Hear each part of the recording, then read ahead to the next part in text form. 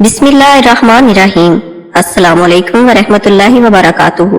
ये वाकया एक ऐसे काफिर के बारे में है जिसको अल्लाह ताला ने बेशुमार नेमतें अता की, लेकिन उसने बजाय उन नेमतों की शुक्रगुजारी के अपने खुदा होने का दावा कर दिया। बहुत से काफिरों ने खुदाई का दावा किया और रहती दुनिया तक इबरत का निशान बन गए। उनमें से एक नमरूद था। अगर वीडियो अच्छी लगे तो लाइक और शेयर करना मत भूलिएगा। तफसीर इब्ने कसीर में है कि नमरूद का पूरा नाम नमरूद बिन कनान बिन साम बिन नो था। उसके नस्ब में कुछ इख्तलाफ भी है।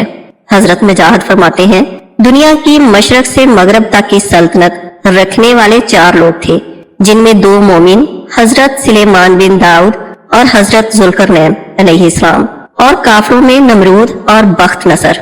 मुफस्सरीन का बयान है कि नमरूद बड़ा जाबिर बादशाह था। सबसे पहले उसी ने शाही ताज अपने सर पर रखा। उससे पहले किसी बादशाह ने ताज नहीं पहना था। ये लोगों से जबरदस्ती अपनी प्रस्तश करवाता। काहन और नजूमी उसके दरबार में बाकसरत होते थे। नमरूद ने एक रात ख्वाब में देखा कि एक सितारा निकला और उसकी रोशनी में चांद, सूरज और सारे सितारे बेनूर होकर रह गए। नजूमियों ने इस ख्वाब की ये ताबीर दी कि एक फर्जंद ऐसा पैदा होगा जो तेरी बादशाही के जवाल का बाइस होगा। ये सुनकर नमरूद बेहद परेशान हो गया और उसने हुक्म दिया कि जो बच्चा पैदा हो उसे कत्ल कर दिया जाए। चनाचा हजारों बच्चे कत्ल कर दिए गए, मगर तकदीर इलाही को कौन टाल सकता है। इसी दौरान हजरत इब्राहिम अलैहिस्सलाम पैदा हुए और बादशाह के खौफ से उनकी वालदा ने शहर से दूर एक पहाड़ी गार में उनको छुपा दिया। इस गार में छुपकर उनकी वालदा रोजाना दूध पिला दिया करती थी। बाज मुफस्सरीन का कौल है कि 7 बरस की उम्र तक, और बाज ने तहरीर फरमाया कि 17 बरस तक आप उसी गार में परवरिश पाते रहे। नमरूद ने अपनी सल्तनत में ये कानून बना दिया था। उसने खुराक की तमाम चीजों को अपनी तहवील में ले लिया। सिर्फ उन्हीं लोगों को खुराक का सामान दिया करता था जो लोग उसकी खुदाई को तस्लीम करते थे। एक मर्तबा हजरत इब्राहिम अलैहिस्सलाम उसके दरबार में गल्ला लेने तशरीफ ले गए तो उस खबीस ने कहा कि पहले मुझे अपना खुदा तस्लीम करो, फिर मैं तुमको गल्ला दूंगा।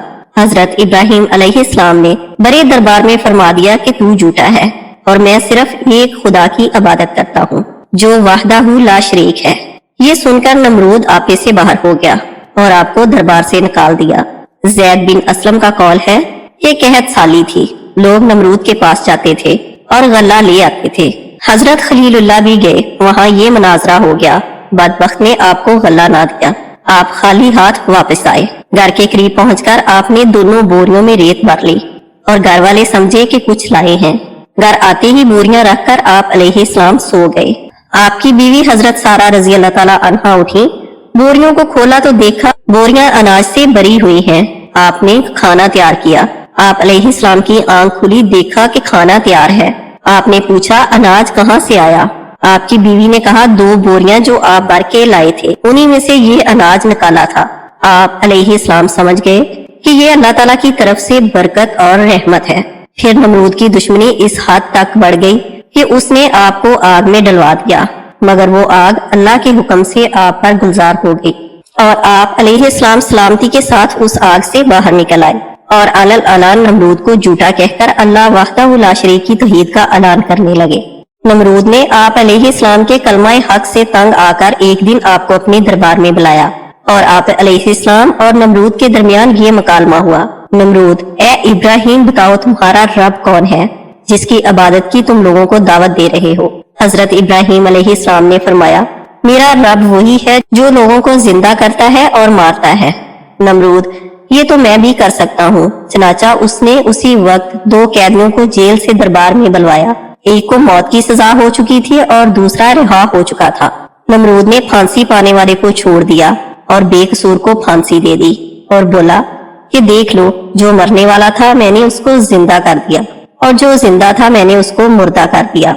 हजरत इब्राहिम अलैहिस्सलाम ने समझ लिया कि नमरूद नहायत अहमक आदमी है जो जिंदा करने और मारने का ये मतलब समझ बैठा है। इसीलिए आप अलैहिस्सलाम ने उसके सामने एक दूसरी बहुत ही वाज़ा और रोशन दलील पेश फरमाई।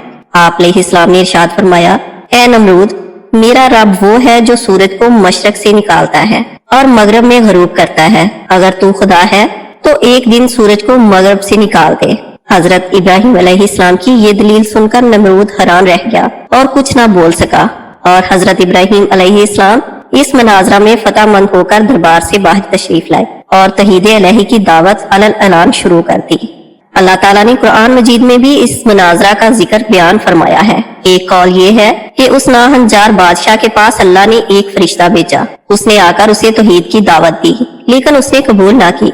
दोबारा दावत दी, लेकिन इनकार कर दिया। तीसरी मर्तबा अल्लाह की तरफ बुलाया, लेकिन फिर भी ये मुनकर ही रहा। उसके बार बार के इनकार के बाद फरिश्ते ने उससे कहा, अच्छा तू अपना लश्कर तैयार कर, मैं भी अपना लश्कर लेकर आता हूँ।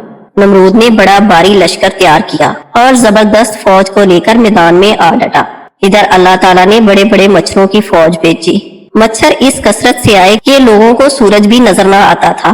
अल्लाह ताला की ये फौज नमरूदियों पर कहर बनकर गिरी और थोड़ी ही देर में उनका खून और गोश्त वोश्त सब खा गई और सारे के सारे वहीं हलाक हो गए।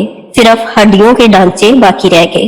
इन्हीं मच्छरों में से एक नमरूद की नाक में घुस गया और 400 साल तक उसका दिमाग चाटता रहा। ऐसे अजाब में रहा कि मौत हजारों दर्जे बेहतर थी। अपना सर दीवारों और पत्थरों पर मारता, हथौड़ों से सर कुचलवाता। जब ये मच्छर तंग करता तो नमरूद हुक्म देता कि मेरे सर पर जूते मारो। वो तख्त पर बैठकर सर में जूते लगवाता था। जूते बंद हो जाते तो मच्छर दोबारा तंग करता। अपने आप को खुदा कहलवाने वाला हुक्मरान अपने दरबारियों से कहता कि मुझे फिर जूते मारो, और फिर ये नमरूद जूते खाता हुआ जहन्नम विसाल हो गया। अस्तगफिरुल्लाह। अल्लाह सुब्हानहू व तआला हम सबको बुरे वक्त और बुरी घड़ी से बचाए, हम सबको अपने हिफ्ज़-ओ-मान में रखे। वीडियो को लाइक और शेयर करना मत भूलिएगा। अल्लाह ताला आप सबको अपने हिफ्ज़-ओ-मान में रखे। आमीन सुम्मा आमीन।